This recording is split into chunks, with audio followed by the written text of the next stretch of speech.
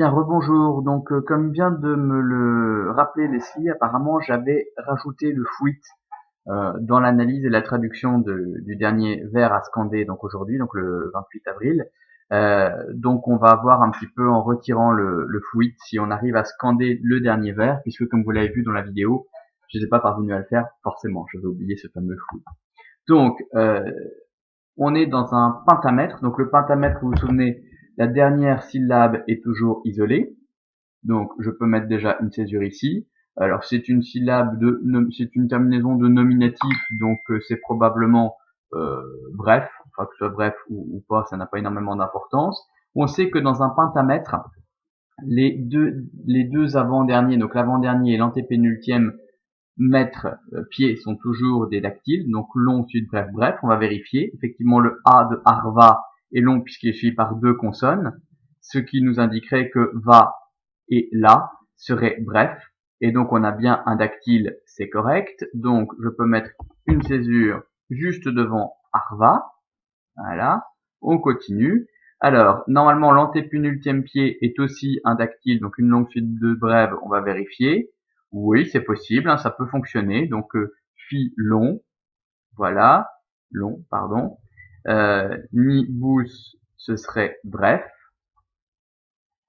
Ok, je vais mettre ma petite césure devant.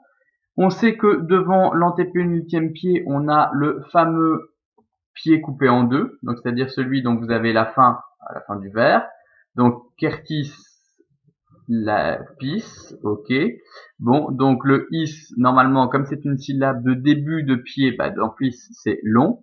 En même temps, le i était suivi par deux consonnes, donc c'est tout à fait logique. Je peux mettre ma petite césure ici. Et donc, normalement, devant, il doit me rester deux pieds. Donc, on va regarder. Donc, ce qui nous reste, on a une, deux, trois, quatre, cinq syllabes. Donc, certainement un spondé et un dactyle. Alors, on va voir ce dont on est sûr. Donc, on sait que un vers commence toujours pour les hexamètres dactyliques par une syllabe longue.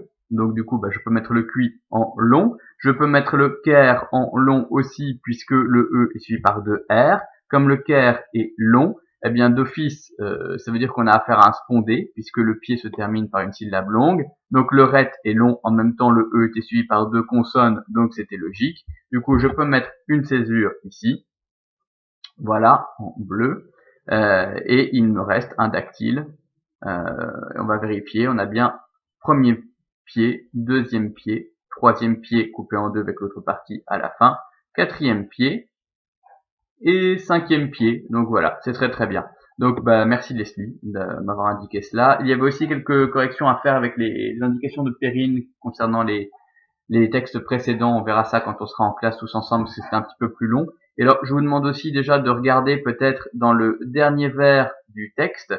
J'ai pas réussi non plus à le scander. Je ne sais pas pourquoi. Est-ce qu'on a rajouté un mot? Je ne m'en souviens plus.